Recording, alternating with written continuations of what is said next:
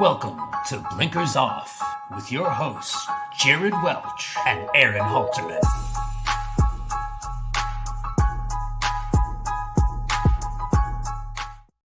All right, guys, what is up? Thanks for watching the channel here for the Breeders' Cup Draw. I'm Aaron Halterman. I will be here with you for the beginning of this. Jared will be joining me just a little bit later, but I will keep you updated on what is going on, what is happening, and all that stuff as we lead up to it. Thanks, everybody, again, for joining us. A huge night for all of us.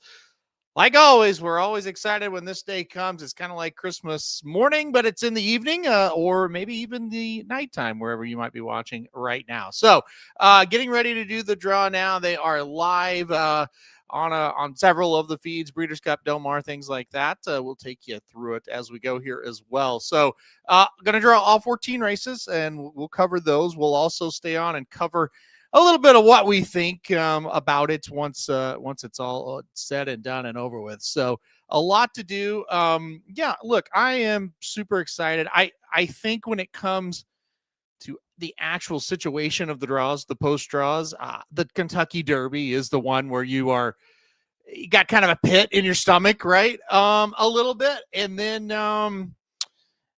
when you get into like these races, it's more of just, okay, let's see where they're at. But I don't think this is going to make a huge difference. Some of the turf races for sure, maybe a juvenile races more than the others. But overall, there aren't just horrible draws that you can get in the Kentucky Derby. Usually you're going to get pretty good. But I guess you could get really good or kind of good or just like, yeah, maybe that's not the greatest. So that's kind of what we're looking for here. Don't have that like pit in your stomach type of thing, but definitely do just have a little bit of nerves going, as you kind of go through this. I'll give you the schedule of what's coming up this week. I'll give you Saturday first here as we kind of are waiting. I've got one screen on the draw right now and one screen, with you guys as we go through it. Let's go through here now. What's going to happen on Saturday to kind of get you going, get you ready. Here's the schedule. Here's what's going to happen. There are the Breeders' Cup races right there, starting with race 4 through race 12. It'll start, and this is kind of cool if you're on the East Coast or here in the central of the country like I am. Going to start a little bit later, right? Going to start a little bit later on, 2 o'clock East, or excuse me, 3 o'clock Eastern, 2 o'clock Central. So it's kind of the benefit in running that Breeders' Cup Classic there, kind of towards the middle. I know a lot of people do not like that, but that is just how we're going to have to do this. And that's how they've set it up for television purposes. So what are you going to do, right? It is going to be a little weird to have the Classic there. I know it was last year, but it is what it is, right? 2 o'clock, like I said, my time when the Breeders' Cup Saturday starts. So that is going to be pretty fun. If you're watching over on the Breeders' Cup feed, you've got Sovereignty on the film right now. He's kind of galloping away in the Travers as I sit here and talk. So going to be excited to see him. If you've been reading DRF or Blood Horse or publications like that, you kind of know Sovereignty is he's caught the eye a little bit, right, guys? I mean, every report I hear from him is very, very positive. Now, you hear that all the time about the best horses, right? They all are doing great and everything like that. But a lot of the clockers there have been very impressed with Sovereignty, just with his gallops and stuff like that. He did put in a work as well. Jose Ortiz also in town to work journalism. Of course, journalism, getting the new rider to Jose Ortiz. And again, these last works, they don't mean a whole lot, but I thought it was interesting that Ortiz came in to ride. So, yeah. It's going to be very interesting to see if that makes any kind of difference whatsoever. Yeah, Dennis says the only thing I haven't liked about Sovereignty is in the mornings he's been warm. I got to be quite honest. I don't really care one way or another about if they look magnificent or they look awful. It just doesn't seem to equate to me too much onto the track. I've seen it go both ways. So, but yeah, it's always nice, I guess, to say, oh, he looks great versus he looks terrible. Although I'm not quite sure if I've ever heard that about a horse looking terrible. They always look great, right? So this is kind of the running joke. But look, it's cool to see him there. It's always cool that last week when they all show up and you see them all kind of together for the first time. Still showing highlights here on the screen. We'll see here in a second if we get to the actual draw of this year's event. Yeah, I think Dennis said over under like 7:18 Eastern time for first draw. That's probably about right. But we like to get you going. We like to get you started here. And like I said, gonna be fun. Now, a little bit of programming note before we go on. You're tuning into the channel here. Want to know what's coming up this week? We will have John White on Wednesday. So the John White Blinkers Off Breeders' Cup podcast will be on Wednesday. You can watch that live. I believe it's going to be at 5 p.m. Eastern time. That is not completely set in stone, but I believe 5 p.m. Eastern time, John White on Wednesday. Blinkers Off will be on Thursday as well. Magic Mike show going to be up on Friday. So a lot going on Wednesday, Thursday, and Friday. Dudes Who Bet Sports also will be on, I would imagine, I don't know, probably Wednesday, maybe Thursday. We'll just kind of have to see how that goes. So a lot going on the channel. I believe we will have a live Saturday show as well, covering the Turf and the Breeders' Cup Classic, maybe even the Breeders' Cup Mile. We'll see. Maybe about an hour and a half show on Saturday as well. So a lot going on. Yeah, guys, this is going to be, I've went through all the handicapping that you could do up to this point. You don't want to, you want to see post draws and what jockey's riding what and all that kind of stuff. But I've went through every single horse that was pre-entered. And I'll have to say that I think minus maybe 1, 2, 3 races, and we'll kind of talk about it as we go, I think it's going to be a pretty good Breeders' Cup. I look at a race like the Distaff and think, I'm not sure about that one. Filly Mare Sprint, I don't know. Even the Sprint, I don't know. But I just feel like after kind of those three that I just mentioned, we're going to see some pretty special performances, or at least have a chance to, in a lot of those other races. So going to be pretty darn exciting to see it. Let's get to the comments here. More and more I watch Nevada Beach, more and more I may single. That's from Hot Rod there. Okay, well, that is a strategy for sure. I would think he's probably going to be 15 or 20 to 1, maybe. We'll find out his morning line odds on the show. So that's you're going to separate yourself from a lot of people if you're going to single Nevada Beach. And of course, he has to come in or you're done. But if he does come in, that would be a big thing for you if you could do it. Valley says, can't stop thinking about Baeza. Of course, Baeza is seemingly getting better. I would agree. Each race kind of building a little bit, I would think. The Jim Dandy was pretty good, although it was a loss to a horse that's going to be in this race, obviously. He's also lost to journalism several times. He's going to be in the Classic. But the race at Parks, the Pennsylvania Derby, how can you say Baeza didn't look very good, right? I think that's the thing. So, yeah, I hear you. I see the improvement. I understand about it. Sovereignty was warm day one at the track. That's typical. That's a couple of people said that now. Again, I don't follow that at all. But yeah, that's if he's warm normally and he's warm this week, then nothing to look forward to. Truth says looking forward to the Dirt Mile. The Dirt Mile. I am too. Truth. I think it's not really a race where you think, oh my gosh, we may see the next great superstar, but it's a lot of horses that are kind of in limbo of like, they've been trying bigger things and they're dropping down. You got a Mystic Dan, a White Barrio, you got a Nisos. Is he healthy? Is he not? You got others as well. So, and then you got Full Serrano, the horse that is the horse that's coming in here trying to win back-to-back races. Right. So, it should be very, very interesting to see how that all turns out. Mind Frame is the wild card, in my opinion. I couldn't agree more with that. I certainly believe. What is he? What's he going to do? Can he be at his best to run in a race for the first time? Well, finish a race, I should say, first time since June. What price would he have been if he would have won the Jockey Club versus what price is he going to be? Lots of the good things to think about there with Mind Frame. I'm with you. Is there? And Hot Rod says Niso best bet of the weekend. So that's a lot of fun as well. We'll see what happens. I think if he's healthy, I think you're right. On that. So we'll see what happens. Chris says, Racing Dudes, congrats on the success over the years. Been watching content for a while. Always enjoy thoughts and commentary. Thanks, man. Thanks for tuning in. And yeah, it's definitely it's fun to be back again. It's fun to be back once again here at the another Breeders' Cup. I believe this would be we started in 2013, so We've been doing it. I guess this be like our 13th one. So that's pretty crazy when you think about it.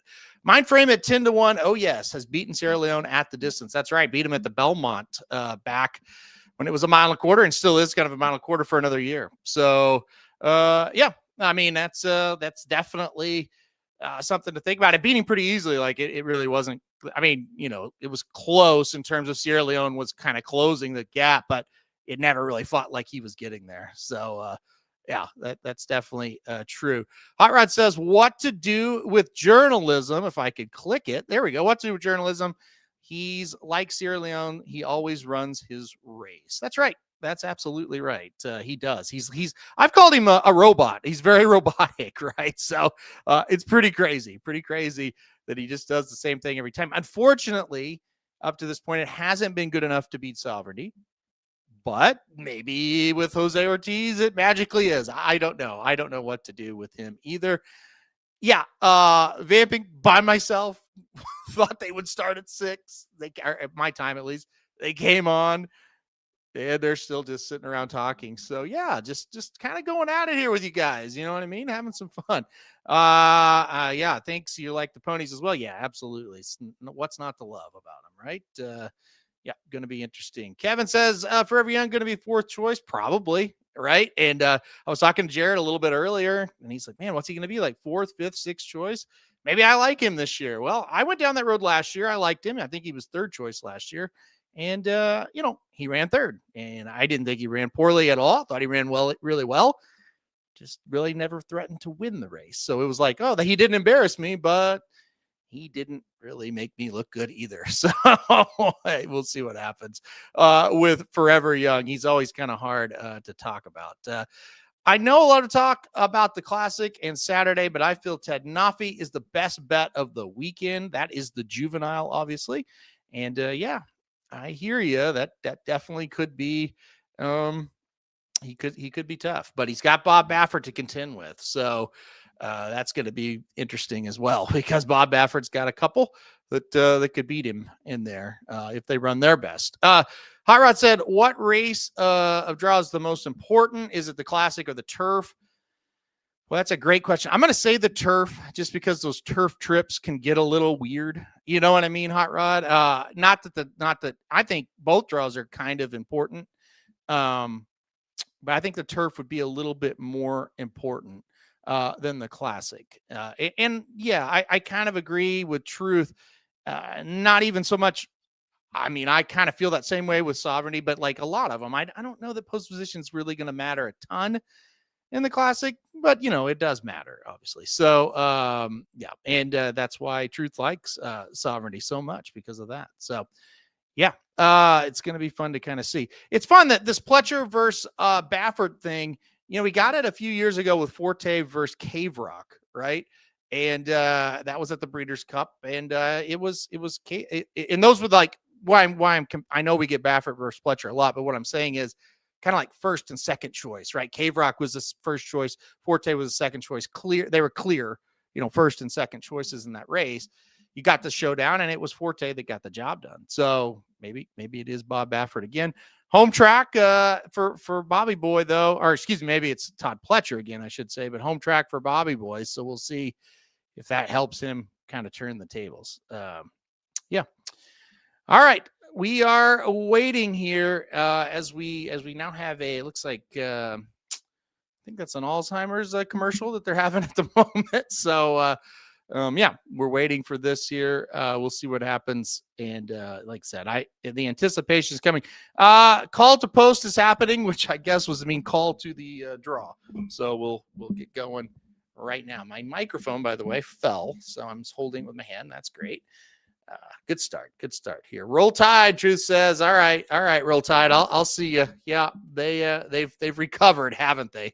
Kind of was written off there after that Florida State loss. They've definitely recovered. They look very good. And boy, that was a huge win to pull that out at South Carolina. They looked like they were in big trouble there. So, all right, here we go. Now we got another advertisement. We'll get there eventually. Don't worry about it. Yeah, big win for the Tide. All right, this is going to be Interesting. I guess they'll do Friday first. I don't know. Maybe they'll do the classic first. I'm not quite sure. Um, let's see. There was another one I wanted to talk about. Oh, Pete says any dirt draw is more important than turf draw unless it's a sprint. Okay. There you go. Well, there's another opinion on it for you there. I just kind of think the turf has some wonky trips that happen. That's why I would say the turf is more important. But you know what? I don't think it really matters all that much as long as the race has kind of got a normal number of horses in it. I think the draws really become important the more horses are in the race, or if there's a specific horse that really loves to do one thing or another, maybe the draw could aid them a little bit. But overall, I don't think it's just a huge importance. So we'll see.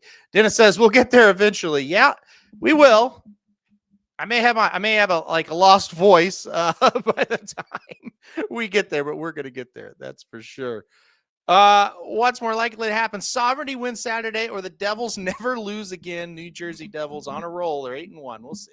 I think they're going to lose eventually. Sorry, Kevin. Sorry to burst the bubble here as we wait for Del Mar. By the way, beautiful. If you're going to Del Mar, my goodness, these video packages they put together, they look amazing here. It's such a beautiful place. Very jealous if you guys are going to be there. We're not going to be there this year, so but very jealous of those of you that are. It's going to be another great event. Like I said, I thought it was pretty good last year. I think it might be better this year for sure.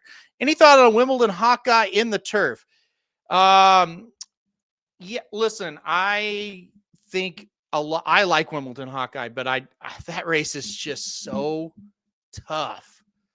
And so that's the problem. It is just so tough. I like him. I'm not sure he's good enough in that race. So that's just kind of my thoughts. And I felt that way. Honestly, Hot Rod talked about Nevada Beach just a minute ago. Hey, if it was 2 or 3 years ago, but that version of the classic, I'd probably really like Nevada Beach. I just think he's a really nice horse in a really tough race. So yeah, it's it's just very tough. I think, and I will say this, there's probably going to be, well, I don't know if it's Nevada Beach or Wimbledon Hawkeye, but there's probably going to be 1 or 2 races out of the 14 where I go, I liked that horse. I've liked that horse for a while. I bet that horse here and there throughout the year. I didn't think the horse was good enough this day, and they got the job done. That happens every Breeders' Cup. So, yeah, pretty crazy. I'm getting texts from my cousin saying this is a joke. The Blues have given up 2 goals in the first minute. Well, that's great. I'm glad I'm not watching that. So, all right, we're looking like the draw is going to happen. Brittany Ayrton and Nick Luck up on the podium now. Brittany Ayrton, I didn't know that she was still around, so I thought she was doing like something else. I didn't know she was still doing horse racing. So there you go. Cool. All right, we're gonna draw here. Maybe finally, I can't. I'm so disheartened. We've already given up 2 goals. That's just sad. Looks like Brittany and Nick are kind of chumming it up there for the people in attendance. So still not quite there yet. So once we do draw, I will put those up on the screen for you. I'll kind of commentate as they do it. And then once it's over, I'll put it up on the screen and we'll go on to the next. So now 20 minutes past the hour. People are saying that they didn't think it was supposed to start till like 15 after. So they're not really that late then when it comes to that. And the Breeders' Cup did a pretty good job. Honestly, I'll take that off of the screen now, though. Breeders' Cup for the pre-entries did a pretty good job of getting there and getting on time. So no problem there. Penguins, Blues, easy over bet. I actually bet the Penguins tonight. I saw Joe Holfer was in the net. I said, Penguins. That sounds like a good bet to me. Okay, here we go. We're getting ready here. Nick Luck has taken the stage by himself. I believe they're getting ready to draw. Should be fun here. It looks like John Lees will be one of the guys drawing there. Obviously been at Del Mar for a while. Good friend of the Racing Dudes. And the Breeders' Cup Juvenile Sprint will be first. So we are going to go in order here. Didn't know if they'd skip to the Classic first. So Breeders' Cup Juvenile Sprint will be first. this field will go 5 furlongs. It'll be a field of 12, only 12 in the main body. I'm sure there's going to be also eligibles here as well. This was dominated early by American horses, Wesley Ward horses, and then kind of, the international horses have been doing okay the last couple of years. So should be very fun to get this thing going. We've seen heavy favorites win this race like Golden Pal, and we've seen some upsets as well. Kind of a newer race, as you guys know. Only been around for, I don't know, about 6 or 7 years now. So up 2-1. All right. Well, they may have to score 12 if Hofer is going to stay in all game there, Carr. So, okay, we're getting going here. I said here we go. Nick Luck, he's talking. Can't hear it. Because if I turn the sound on, then you would hear it, and that wouldn't be good. Juvenile Turf Sprint. Here we go. They've got the gate up here, which means they're drawing. Possibly. Here we go. The favorite, who I think will be the favorite, number 9 will be True Love. True Love has drawn number 9 for Aiden O'Brien here. True Love coming into this race off some nice efforts. Number 5 will be Obliteration. Obliteration for Jose Ortiz will be riding there. Steve Asmussen trains. Horse was good on the dirt, went to the turf. Havana Anna has drawn the 8. Havana Anna, the 8. Nothing real notable so far. Here, and they're once they've gotten going, now we got a lot to talk about. Cy-Fair, the 10, ridden by Irad Ortiz here. Cy-Fair, number 10. Pretty good horse. Won last time out at Woodbine. Number 12, Linaloo. Linaloo, kind of the Gulfstream horse that's been running very well down at Gulfstream. Number 12, far outside post there for that one. And number 6 will be Intricate Spirit. Intricate Spirit. Joel Rosario will ride. And it gets the 6 hole right there in the middle. Next one up here will be number 7, Mission Central. Mission Central, another European shipper coming in here. Mission Central, Havana Anna, True Love. 7, 8, and 9 European horses drawing in there together. I think that kind of helps them. Number 3, Royal Testament. Flavian Pratt will get them out there. Number 3, Royal Testament. Like I say, kind of Christmas morning here as we get these horses. Schwarzenegger, number 11, Schwarzenegger, heavily hyped Schwarzenegger. He has drawn post 11. Number 2, Military Code. William Buick will be riding Military Code there. And another European runner there, Military Code inside. Number 2, Aspect Island, another European runner. Frankie Dettori gets the mount. Number 4 for Aspect Island. Number 4. One to go here, and it's Brussels. Brussels, the other Aiden O'Brien entry. Brussels has drawn post 1 for the Breeders' Cup Juvenile Turf Sprint. So there you go. There's the 12 Breeders' Cup Juvenile Turf Sprint. Yeah, there we go. And now we'll go to the Breeders' Cup Juvenile Fillies. Breeders' Cup Juvenile Fillies up next. I'm going to go ahead and put this up on the screen for you now. Perhaps. Okay, there it is. So there is the Breeders' Cup Juvenile Turf Sprint. And I'll get a little bit better graphic once they give us one. So no morning lines yet. I guess they're going to go back and do the morning lines. So we'll see that as we go here. But field of 12, there it is. Should be a really pretty good, interesting race right there. There's a lot of European runners mixed in with some of ours as well. Brittany Ayrton's going to call it now. The Juvenile Fillies will be next. Bob Baffert probably going to have the favorite and second choice in here. Juvenile Fillies coming up. They're drawing it right now. I'll announce it as they announce it here. And drawing the rail, Iron Orchard, draws the rail. Iron Orchard drawing the rail. Joel Rosario will ride it. So I know that is a popular horse for some. We shall see. Number 6 is La Ville Lumiere. Number 6 there, middle post. I'm assuming I didn't hear how many horses are going to be in this. So going to be a long shot. Number 5, Tommy Joe, a horse that is, technically won last time out in the Darley Alcibiades, even though did not cross the wire first or come close. Number 5, Tommy Joe. Number 2, Bottle of Rogue. Bottle of Rogue. Number 2, Mike Smith going to ride here. Bob Baffert runner.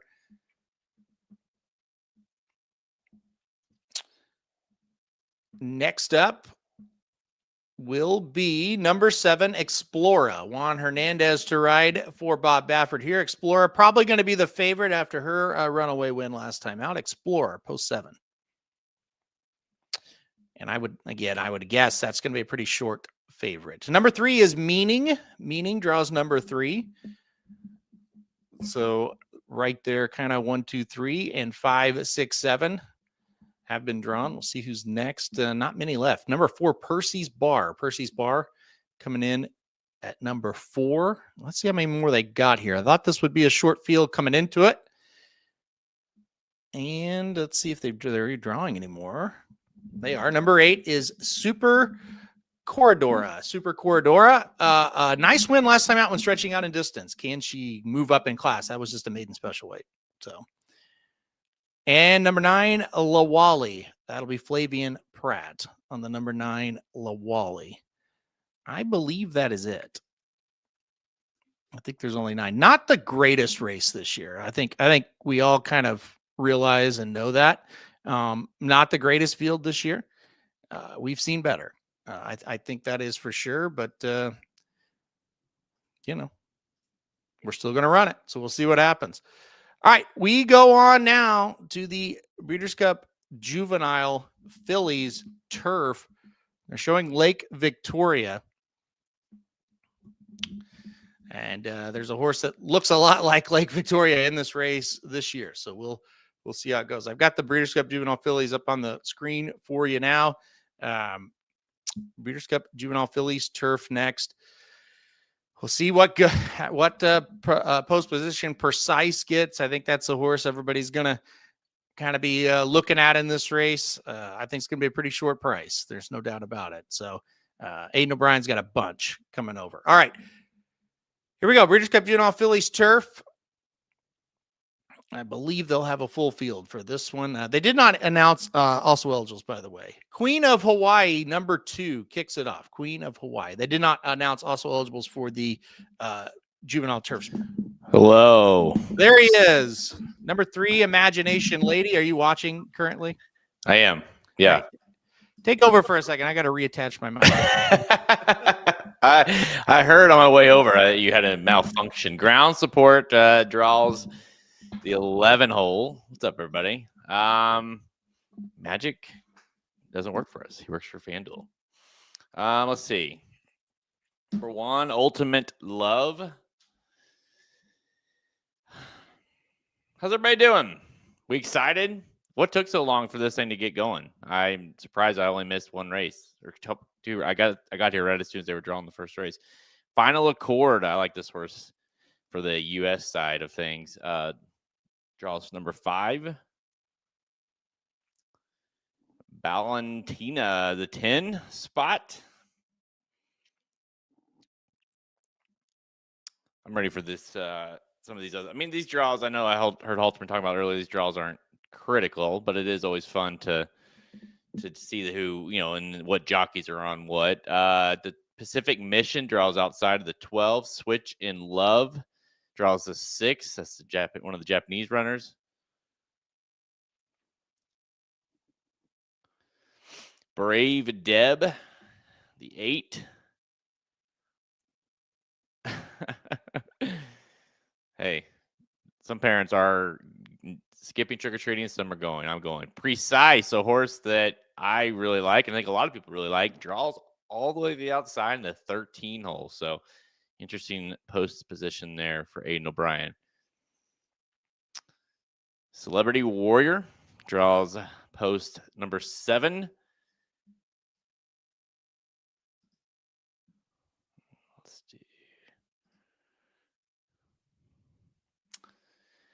Number 9, Time to Dream. And number 4, Infinite Sky. I'm just gonna have to hold it.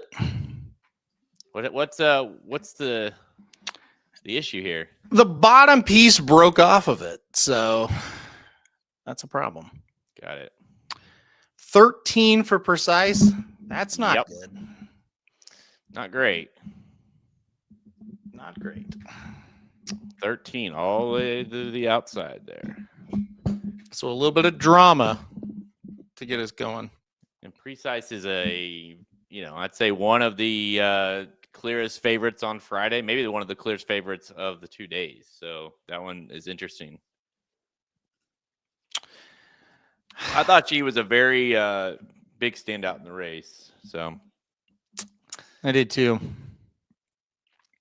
yeah, I think she was out pretty far outside too. Listen, I don't get too worried about that kind of stuff in this. I mean, it just makes, I guess it adds a little bit more drama, but if it was a horse that I was kind of on the fence with, and or maybe it's an 8-1 horse or something like that, then you're like, I don't know, like you kind of need the perfect trip. But with precise, it's like just steer in the right direction. So not terribly worried about it. Breeders' Cup Juvenile going now. Litmus test number 6. Fascinating. Being that 13 hole, that's going to be interesting. Mr. AP number 3. Any worries for Ted Nafi or Brandt? Do you care? I mean, No. Okay. No. I guess I would never want the rail, but other than that, Brandt number 7, perfect. I mean, I guess there's, I guess, kind of interest. It's a little intriguing, like which one maybe Brandt draws outside of, the Pletcher. Maybe, I don't know. Like maybe that's the intrigue there. I'm not terribly worried. I'm with you. I'm not either. Civil Liberty number 5. I love Ted. I hope I'm right, because Brandt's. This is one of those races that, you gotta get past Bob. You do. Intrepido number 1. So there's your rail.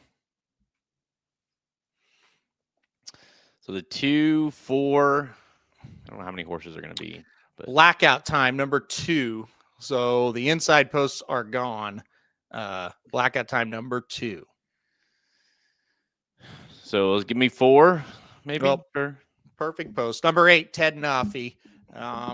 So if he loses post, will not be a problem. That's pretty good.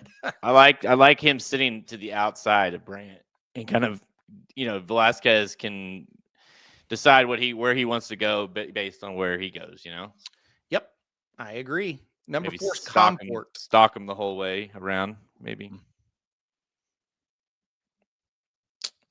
And I would say That's it. That's it. Woo. Okay. Field of 8. Field of 8. That's a light field for sure. Light field on both the dirt races. The other one had 9. You think they're just a little bit, who wants to face either one of those two? Yeah, I think so. Also, I think anymore people they're just so conservative and so patient with their 2-year-olds. I don't think this race, they rush to it, really. It's just like, yeah, if we got one, let's do it. Obviously, but we're not. So are they gonna give the odds after? Believe they're giving the odds after. Yes, Breeders' Cup Juvenile Turf is next. I don't know if they will stop and do all the Friday odds, and then go to Saturday. I don't know how that's going to work. But yes, they are going to. They did say they're going to do the odds. Yeah, D-Wayne would have definitely had 1 or 2 in here. Yep, I know. Field sizes are going to be hurt. Yeah. All right, Breeders' Cup Juvenile Turf. Here we go. So those back-to-back races where horses that I know I really like on the outside post. Yeah, hopefully the outside's hot, right? Number 9, Argos to kick us off. Yeah. Now, 8 is very different from 13, but yeah. Yeah. Number 2, Street Beast next. I like that name. Don't like the horse for this race so much. Ardizia, number 10. If you guys are just tuning in, we are doing the draw here for the Breeders' Cup. This is Friday. We have not got to Saturday and the Classic yet. Stark Contrast, number 8.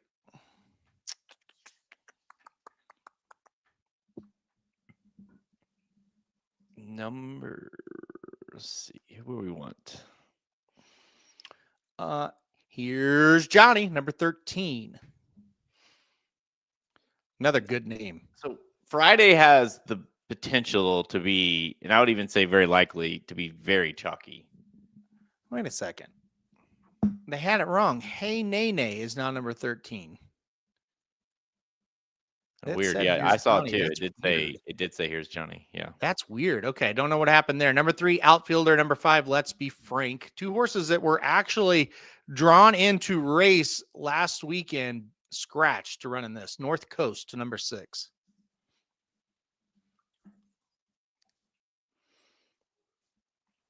Interesting. Any can, Gustad draws all the way out. How about that? Just getting ready to say, any worries about where Gustad might show up? That's 3 straight races there.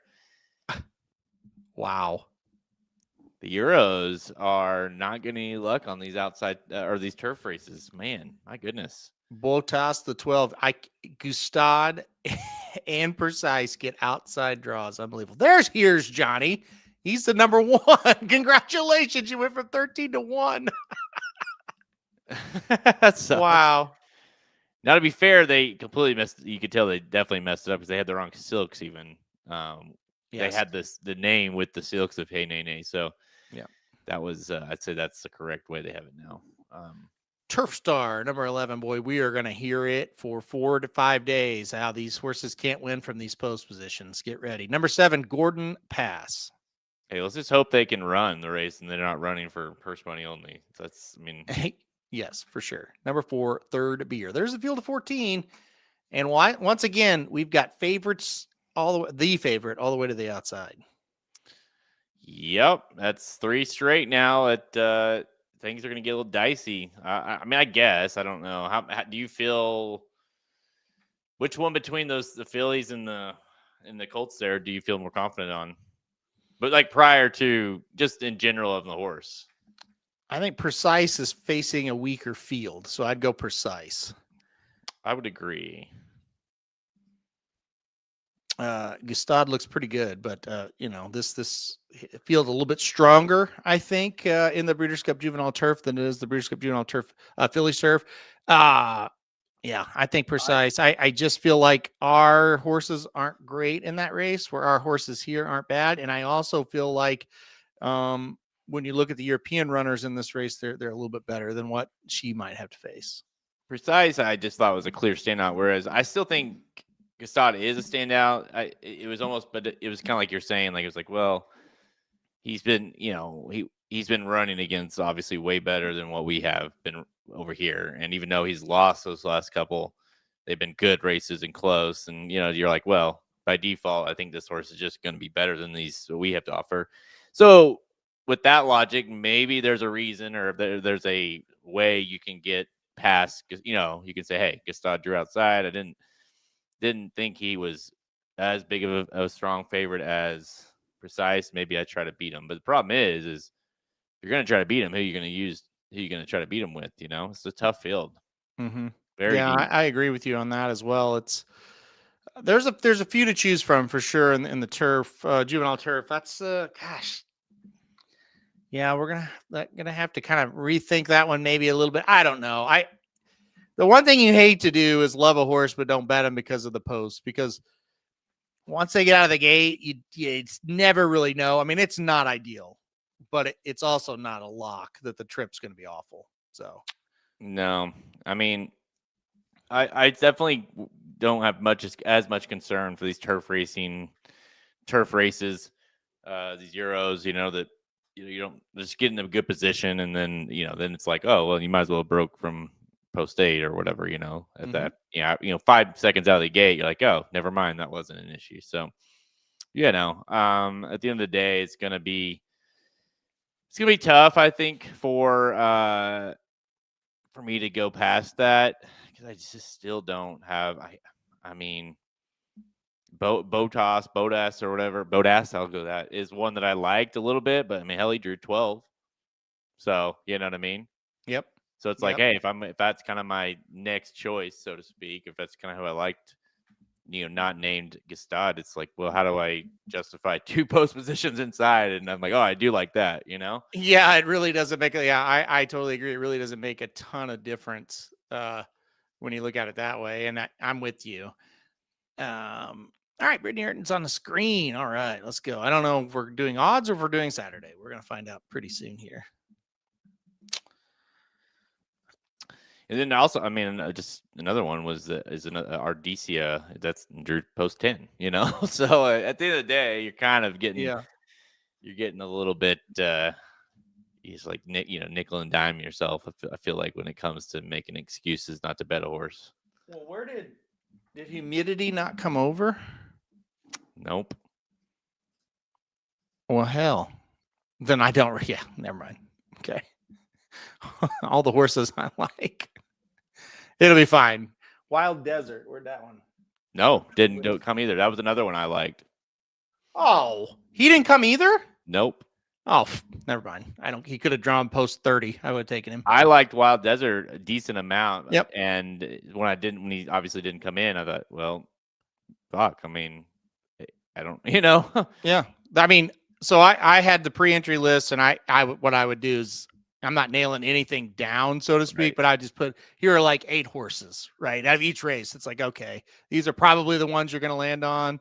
We'll see when the final entries come out or whatever. And like, you just like Brussels went somewhere else, and then 3 or 4 horses didn't enter. And so it's like, okay, I don't really care that he drew. And that's 40. exactly why you can't get locked in on a, on a bet or on a who you like until you see these races actually get, draw, because you do all that work and say, I'm going to beat him with Wild Desert. I'm going to beat, like, Wild Desert's the horse. I mean, then he doesn't show up. And you're like, well, shit.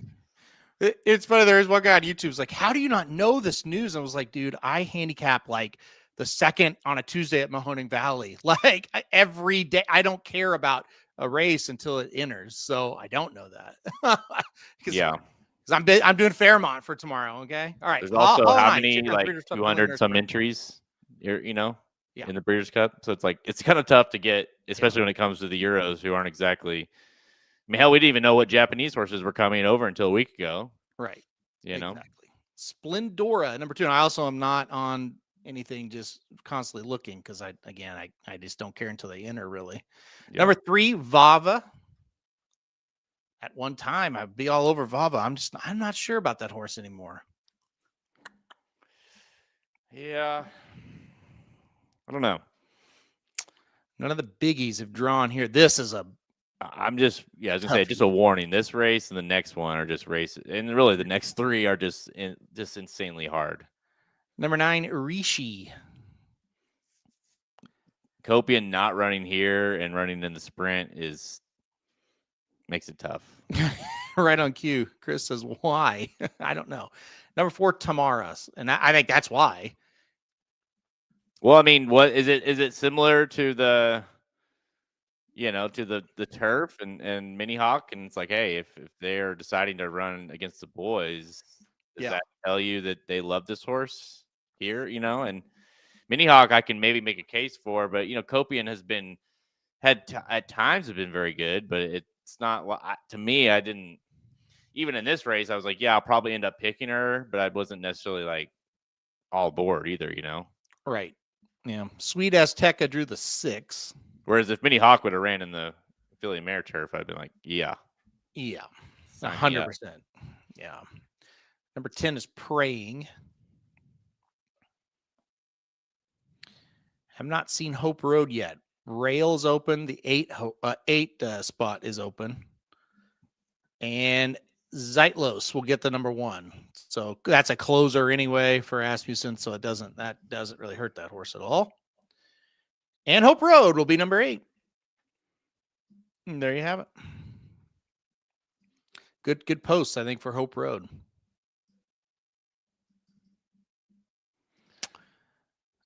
Yeah, Chris said be the morning line favorite here. I would agree. Tomorrow's just coming off that one race, or one good race here. I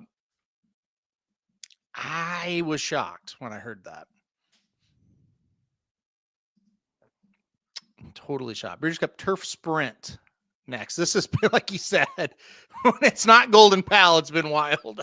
Yeah, I'm saying this Murderers Row, these next 3 races, it's like really, really tough races. Then we get into, I mean, the distaff is kind of a joke, but the turf, and then we'll get the turf and classic. But yeah, these are not to say these are bad races, they're just really tough.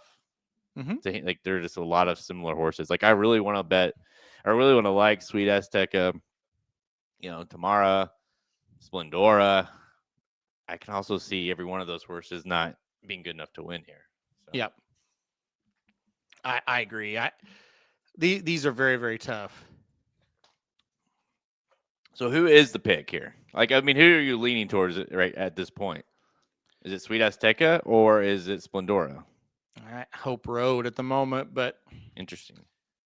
That one's very, I don't know on that one. All right, Breeders' Cup Turf Sprint.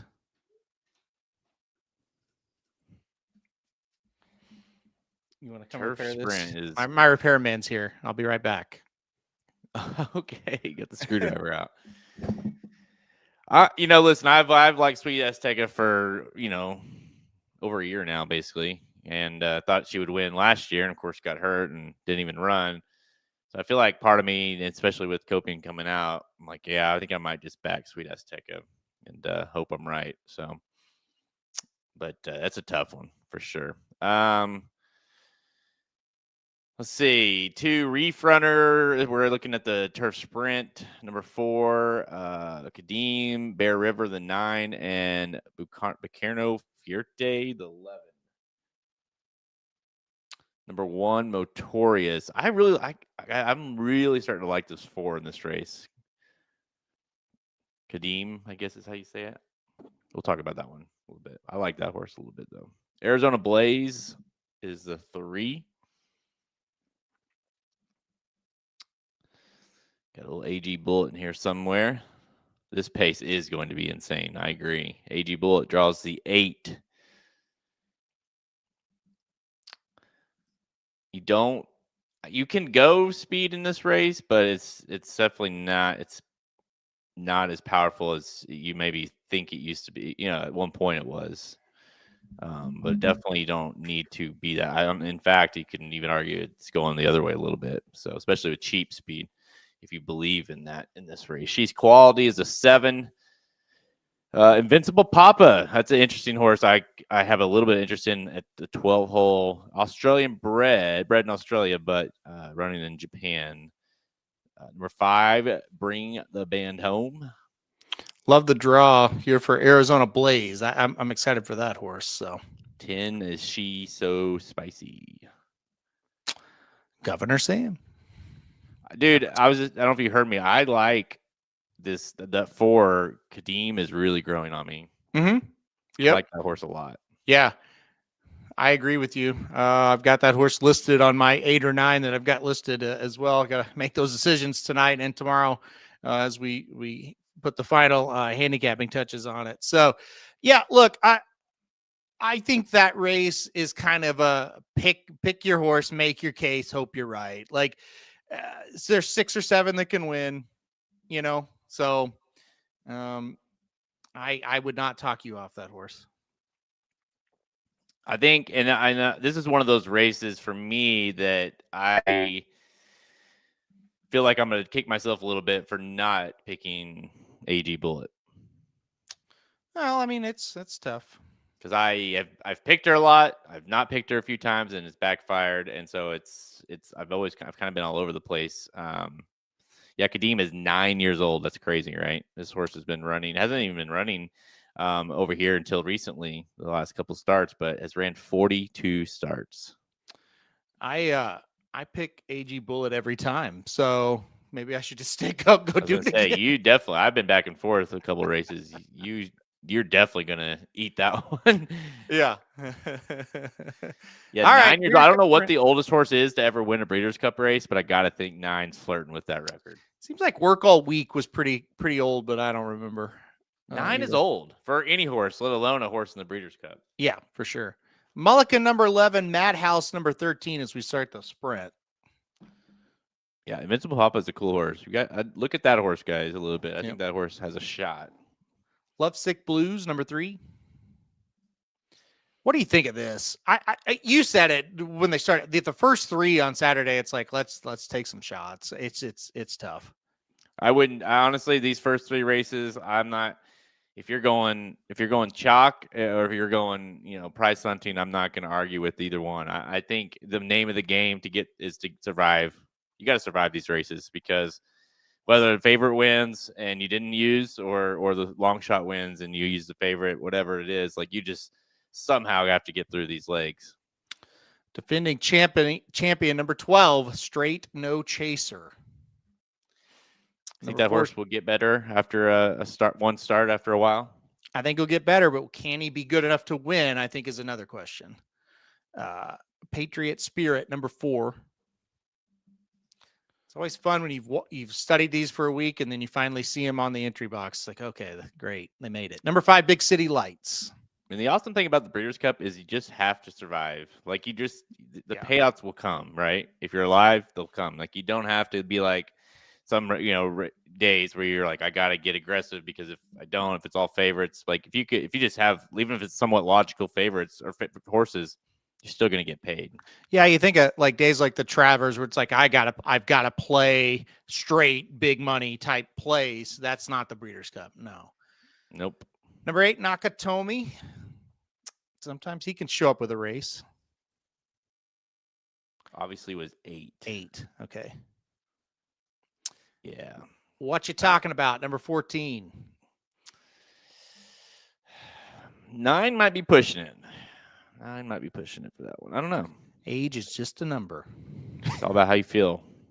Ben Tornado, number 10. I like this one. Me I like too. that horse quite a bit. Yeah. Dr. Venkman was number 6. I don't know if we mentioned that. Dr. Venkman, number 6. Copian draws the rail. Scratch out of that run. Congratulations. All right. This is a hell. I mean, you talk about a loaded sprint field. It's a full freaking field. It's a full field of average horses. Number 2 is Banishing. It's like 14. This is like the Kentucky Derby for sprint. Yeah. I mean, holy shit. Just survive the gate. Get out. Yep. Number 9, American Stage. That's an interesting one from Japan. I don't know if that horse is good enough, but if there's a race that Japan would win, it could be one of these. And number 7, Imagination, your favorite. That motherfucker will win. You bet. I hate that horse. Everyone play that horse because I won't be. Yeah, I said these horses are average. You're right. Some of them certainly aren't. You had the 1-2 finishers of last year. I don't think you have a Hall of Famer in here, I guess, is what I'm trying to say. I think obviously they're all at the Breeders' Cup. They're all good, but it's not a field where I go, holy cow, this is going to be amazing. I think it's a bunch of really good horses trying to outdo each other. And I think that's what makes for a really, really exciting race and a fun race. So my screenshot was a little quick on that one. There is a horse in that gate, by the way, and that is Imagination. I just hate him. I hate him that much that I didn't include him. Yeah, your hate lives on for Imagination. Right. He does not exist to me. So we're rocking and rolling now to the Breeders' Cup Distaff.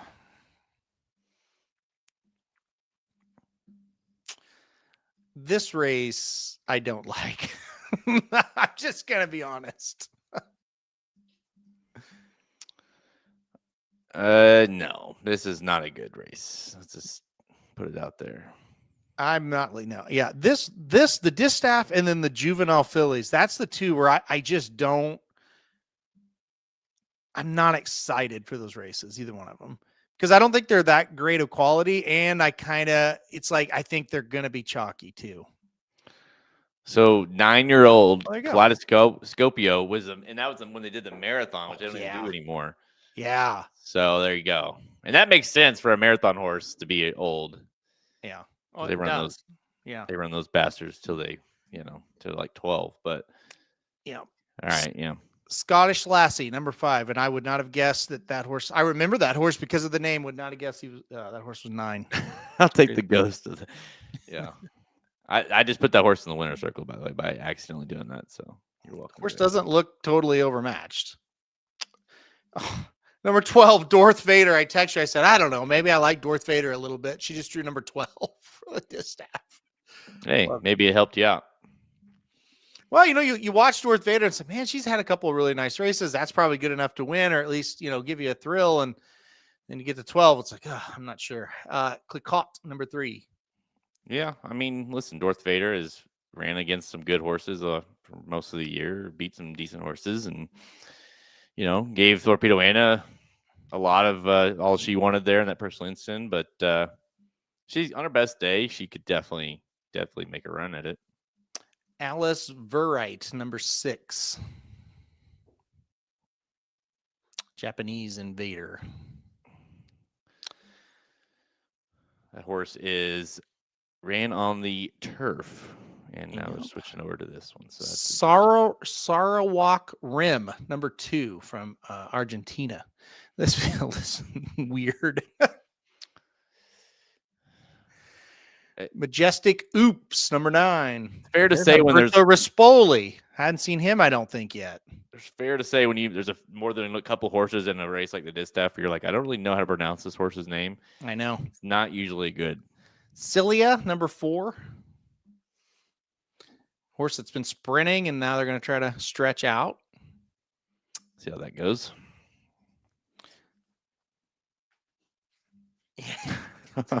I sense some hatefulness there. Nitrogen, number 1. Good. After what you did last time, good. Glad you got the rail. Draw the rail. So your favorite Seismic Beauty is going to be coming probably out of the 7 or 8, maybe.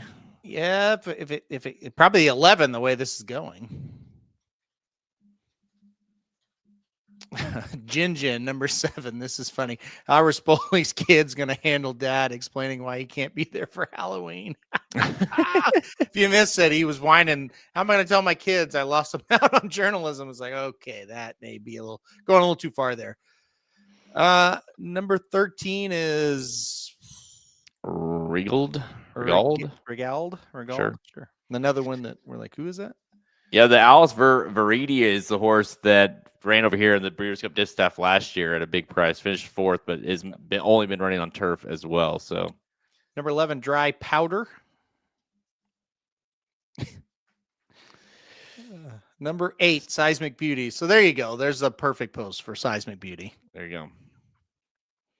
I mean, I don't know. If she wins, maybe you're like, all right, that's all right. But this is not a. Yeah. Number 10, Gun Song. Field of 13 there. Yeah, and again, this division has really just fallen apart race by race this year. Yeah, that's rough when you're looking at a Breeders' Cup race and that's it. So, that's all right, we're on to the turf, guys. So here the horses are going to get a little bit better here these next couple of races for sure. We got the turf, and then we got the classic. We will be live most likely on Saturday. Halter and I going over during the turf and the classic. So make sure you look for that. We'll also be live again on Wednesday with John White and Thursday as well for the regular show. So lots of podcasts coming your guys' way all this week. And by the way, as soon as we're off here, the Betting Bible. It is available for sale right now at racingdudes.com. If you haven't already got it, go get it. It gets 14 trends included for free. But as soon as we get off here, the actual picks are coming into the Betting Bible. So be on the lookout for that by Wednesday morning, I would say. Yes. Wednesday. If you're listening, if you bought it, Wednesday, that will be released. So we give our guys till Wednesday morning. We don't want them rushing. So they'll all start working on it tonight. They'll work on it tomorrow. And then Wednesday, we'll have it up for you guys. Yep. And again, it's available right now. So you go get it. You'll be the first to get it. We'll release it and we'll shoot out emails when it's out. So Breeders' Cup Turf, number 2, Goliath. I kind of like Goliath. Yeah, like Goliath, not as far as not named the other two horses. 12 is Tawny Port, still running somehow. Number 12, yeah, Tawny Port. How about that? My goodness. Gold Phoenix, number 9. How old is Tawny Port at this point? Maybe that horse is old too.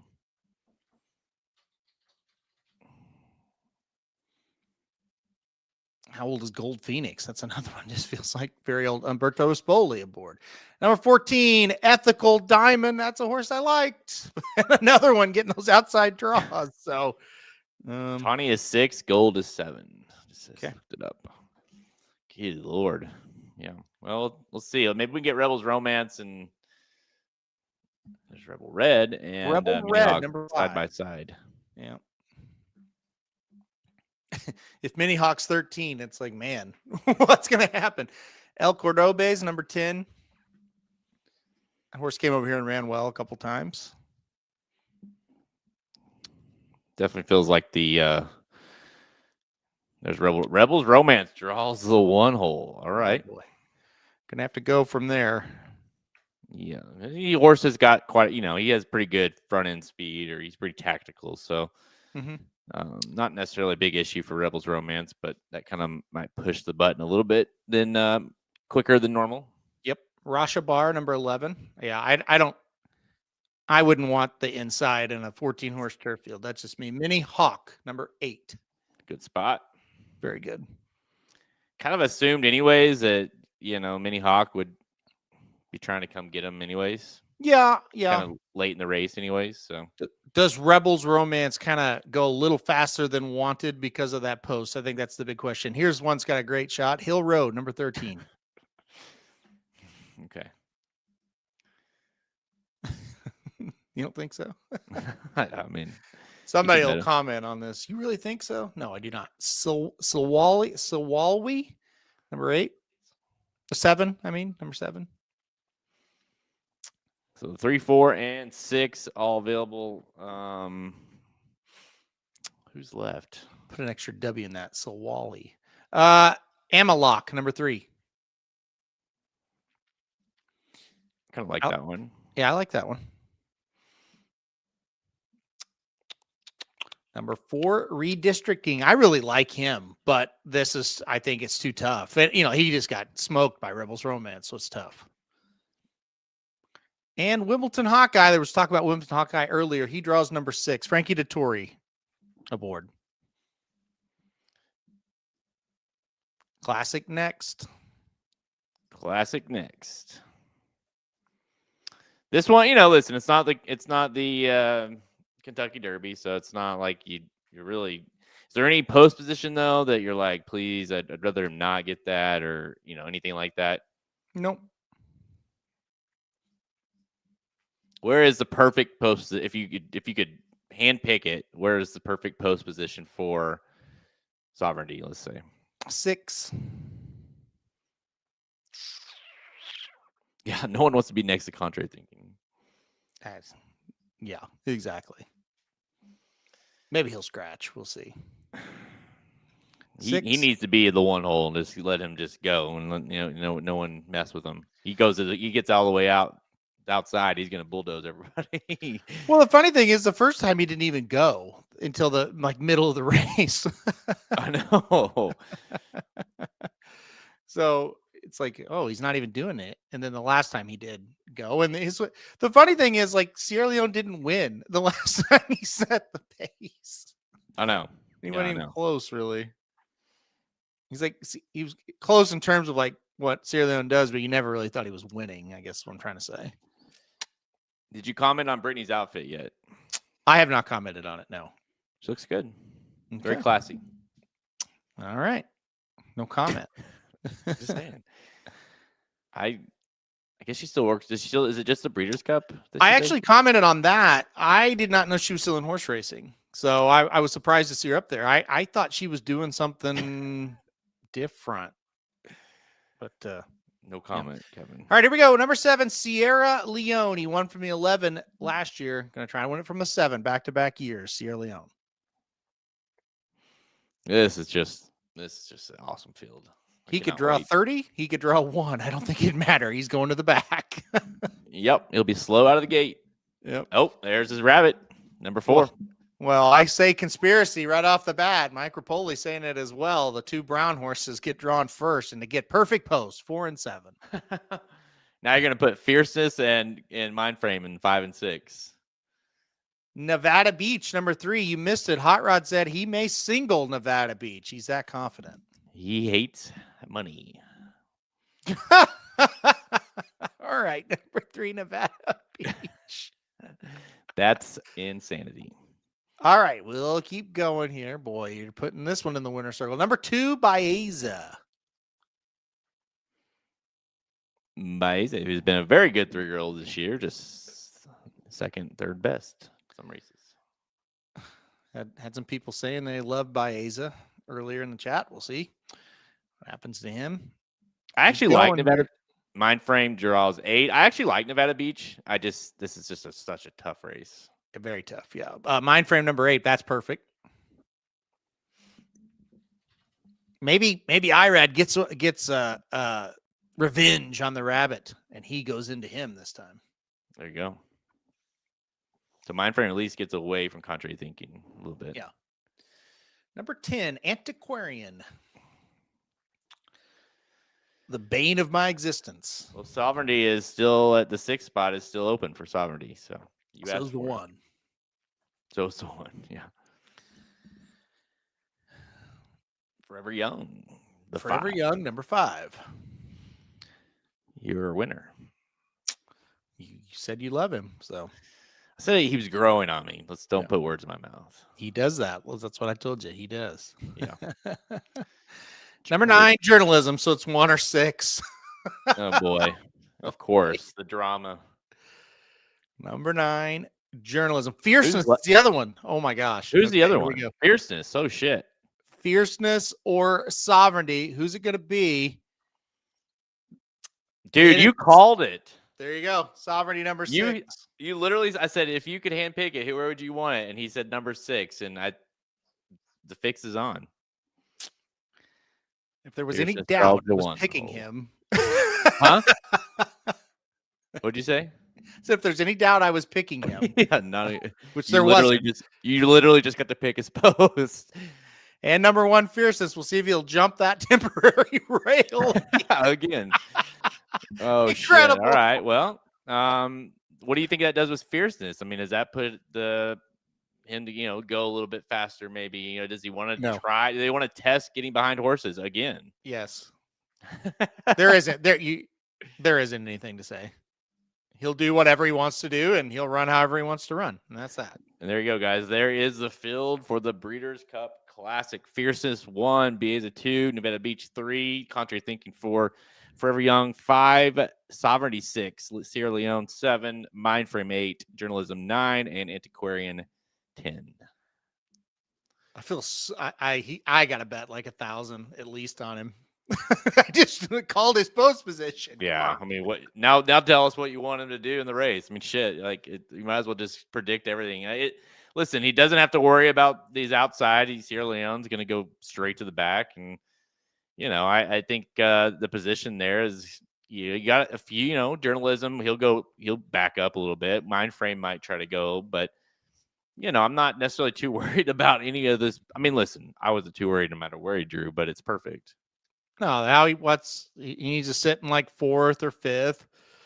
Just however the pace is laying out, just kind of sit where you normally do and golf the top 4 or 5 and hold it. Leave everybody else in the dust. That's what I want him to do. I think if you're junior, you're spying a little bit on Velasquez and Fierceness, see where they go, and then you just kind of keep an eye on them and make if they are in front of you, then you just try to get out of their way so you don't get nailed by them. I wouldn't do anything. I just look straight ahead and ride him. I wouldn't, if I was on Sovereignty, I wouldn't be worried about anybody but myself. So, well, Journalism, Baeza, and Sovereignty going to try to beat. I guess Nevada Beach is 3 too. Yeah, Nevada Beach. Don't forget about him. All right. All right, we're on to the FanDuel Breeders' Cup Mile. We'll come back and talk a little bit about the Classic. Kickoff's about to be. We gotta get this gun. We gotta get this done, guys. Kickoff's about to start. I was gonna say you're leaving here soon, aren't you? See the Chiefs beat the Commanders.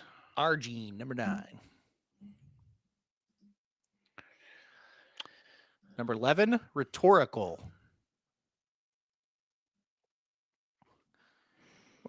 The comment here, I gotta bring it up real quick. The one negative for sovereignty, Pratt is going to be able to see him every step of the way.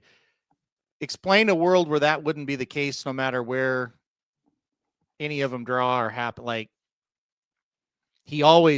Pratt can always see everybody when he's riding Sierra Leone, and he's always in the back. Yeah, he's always gonna be in the back, and like, if the pace melts down, he can win. But if the pace isn't melting down and he sees you, that doesn't mean anything to me. I mean, he just gets a really good seat to see sovereignty run away. I think how Sierra Leone wins is sovereignty sitting 4th and 5th, and they're going 22, and he's too close to it, and it kind of just falls apart, and there he goes.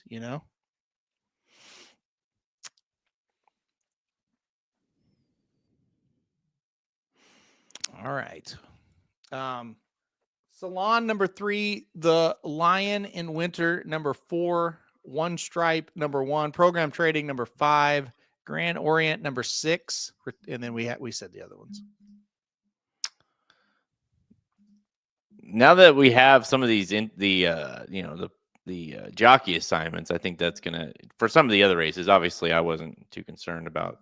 We knew where the other ones were, but some of these where you're like, which one was so and so going to ride? That might help me a little bit hone in on a few of my different options I had in these lighter races. Agree with that 100%. Johannes number 7, and Notable Speed's the likely favorite. I would say number 2.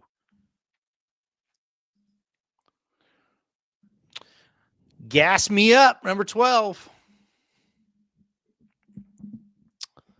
I have not decided what to do with Notable Speed yet. John Quill number 10.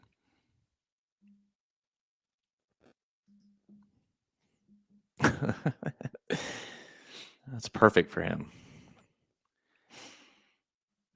And number 8, Formidable Man. I think that's it. I don't know that they have any more here. Nope. Oh, they do. Oh, yeah. Curat, number 13.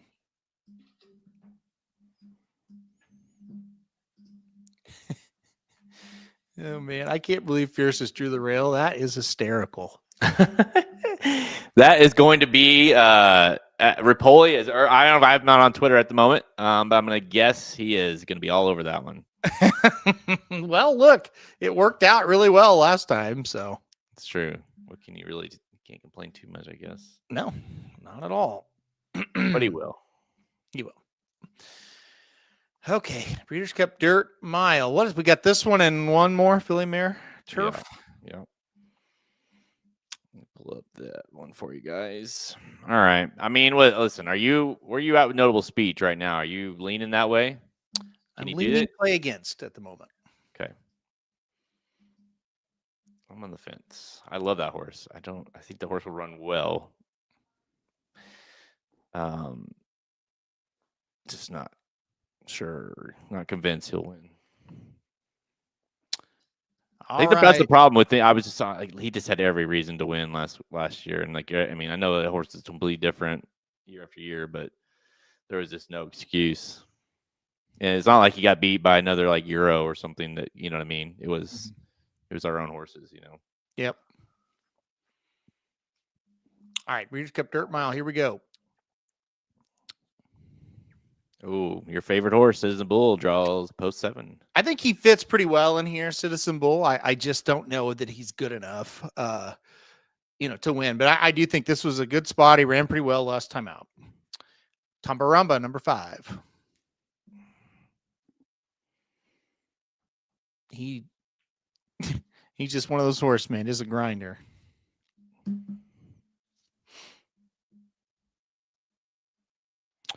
Number 2, Goal Oriented.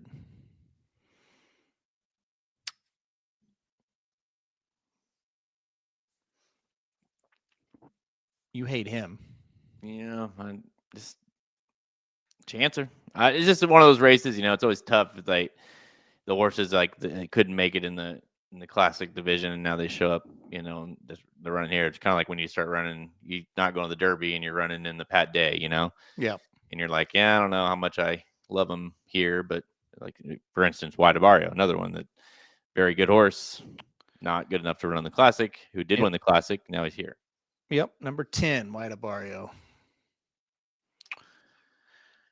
Let's see. Number 9, Touch of Destiny. So just a few more to go here. Well, half the field, I guess. 4 horses left.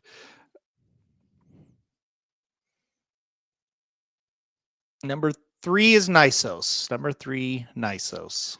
That's a good post. Yeah. He's another one. If he's got his best, it shouldn't really matter. But what does he have? That's the question. We'll take it. Number 1. I guess he'll take it. Yeah, Mystic Dan, there's some love for him. I think it's a very good spot for him. Let's see where he gets here. Number 6 is last year's winner, Full Serrano, which means number 4 is going to be Mystic Dan. Nothing wrong with that. Mystic Dan would be a cool horse to see win. How much do you think not having his regular jockey is going to hurt him? Well, I think a lot. I mean, more than maybe a lot of times, because they always comment about how well that he knows him. Yep. So I don't think it's without concern, I guess, is the way to say it. I've always kind of been a guy, just put one on him. It's going to be fine. And we're getting ready to watch Sovereignty running the Florida Derby. And I was like, oh, man, he'll be fine. And Kelly, we were watching with Kelly and his wife, Pam, and they kind of looked at me like, no, that is a big thing. Yeah. And it was. Last race he lost. So there you go. Yeah. Chiefs game has started, by the way. I'm watching it on my phone. So. All right. That shouldn't be much of a game. Should not. Marcus Mariota versus Patrick Mahomes, you would think, but we'll see. Yeah. The Blues team I'm watching gave up like 2 goals in like 3 seconds to start our game. So I did see it. It was tied 2-2 though. Yeah, it's now 3-2. Who? Blues? Nope. Oh. All right, Philly Mare Turf, last one. Then I guess we'll get the odds, and then let's get to work. Yeah, no shit. Listen, Niso shows up. They're running for second, and I don't think you have to really overthink that too much. Yeah. And, he's one step closer to running the race because he's in the gate. So, number 7, Be Your Best.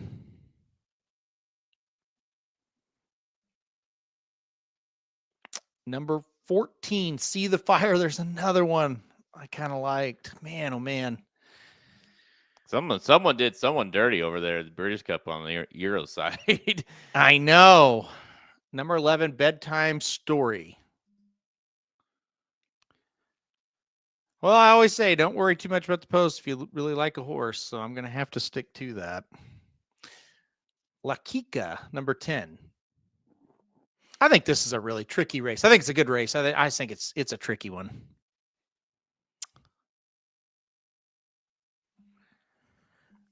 Beliza, 12? Beliza, number 12.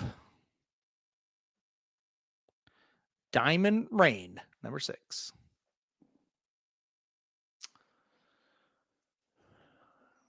Mission of Joy, number 1. If Minneapolis ran here, what do you like? She like 2 to 5, Yeah, I think so. Gazora, the 5. Gazora, kind of like Gazora. 5. Let's go D. Diamond Rain is a good stripper name. I agree. She Feels Pretty, 13. Oh, brutal. Gosh. I was like, oh, these turf draws are going to matter. Oh, boy, I hope not. Now they've drawn. Cinderella's Dream, number 9.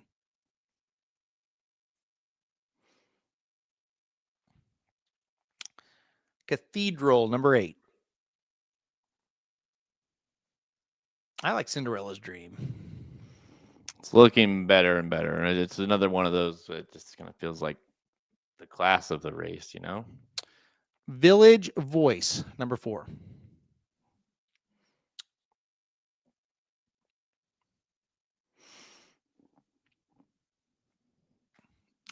Number 3, Atsilla. 1 to go. Number 2, Stellify. That's it.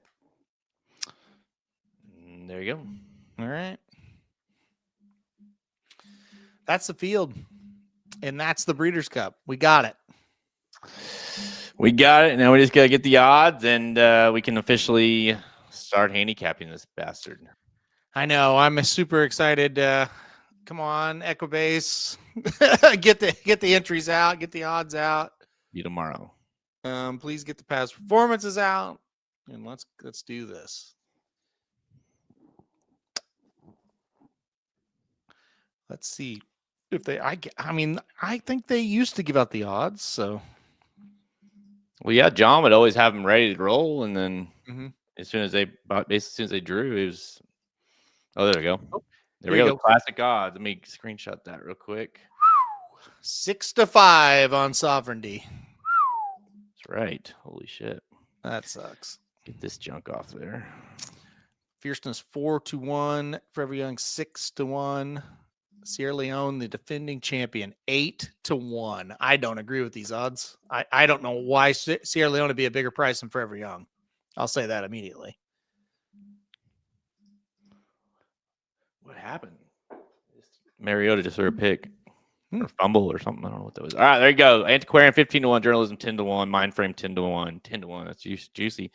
Sierra Leone 8 to 1, Sovereignty 6 to 5, Forever Young 6 to 1, Contrary Thinking 50 to 1. Nevada Beach 20, Bieza 15, Fierces 4. I guess the thing I'm scratching my head on is why is Forever Young 6 to 1 and Sierra Leone 8 to 1? Yeah, like it seemed like the odds like beforehand we're like, oh yeah, he's doing it right. He's gonna have the he's doing a good job of like kind of a preview of what the odds are gonna be. This is not. Yeah, I don't know, man. I'm very confused by that specifically. Yeah, that's really throwing me off a little bit here. I don't understand because he's been doing the morning line, quote unquote, or not the morning line, but the odds on the Breeders' Cup on DRF. And he's had Sierra Leone at 5 to 1 and Forever Young at 8 to 1. So I don't know what would have changed. The Fierceness and Sovereignty things kind of they're similar, but that's very odd to me. Very odd to me. Yeah. Yeah, it's weird. I think the Antiquarian, and I would almost put Antiquarian and Nevada Beach at the same whatever price you do, Yeah. I mean, I do think once you get past the top 3 or 4, you could go one way or another. And I don't know, maybe he'll be right. Maybe Forever Young will go off shorter, but that is very surprising to me, especially since I've seen that he has had Sierra Leone third choice for a while now. So, interesting. I don't know what that would be, why that change would happen like that. Well, 6 to 5. People say it's possible it's a typo. I mean, if Sierra Leone said 5 to 1, I think I would go, oh, that makes sense.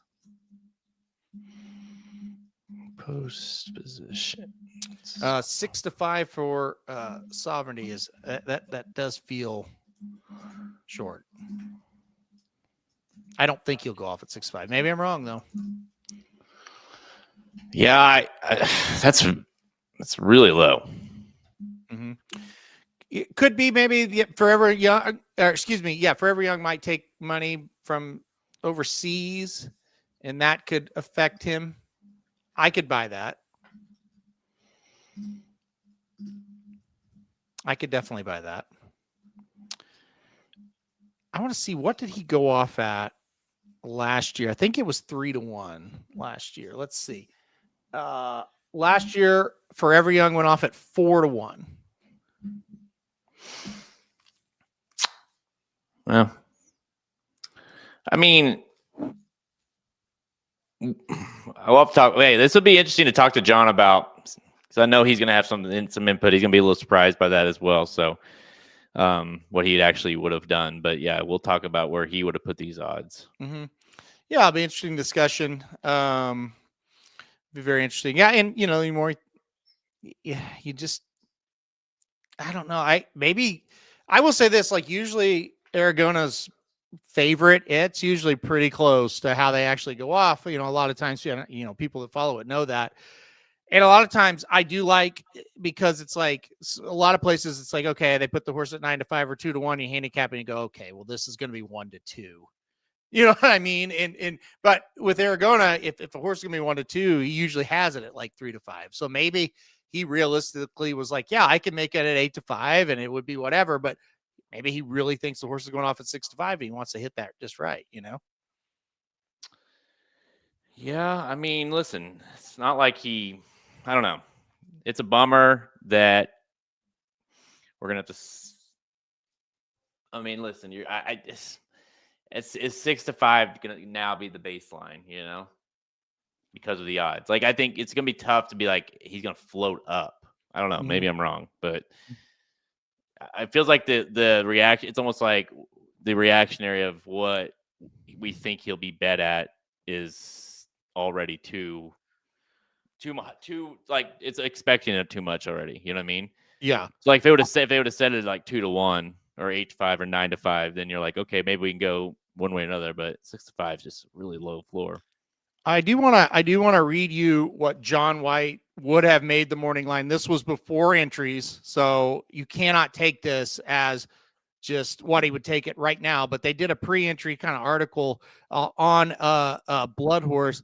Bob Ehalt wrote this article, and they asked John what he would make the morning line, or how he would make the morning line for the Classic. Again, he knew Locked was out, but this was before entries. This is pre-entries. Sovereignty was 8-5.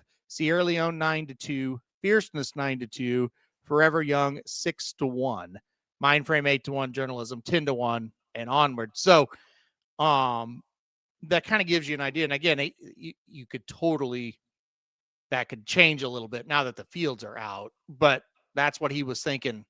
I think that was about a week ago. That article came out. Let me see. That was posted on last Friday. So that's about 4 or 5 days ago. David likes 8-1 on Sierra Leone. I don't blame you. That's a hell of a price for the for the defending champion, right? Yeah. Let's see what else we got here. So go through some of these comments.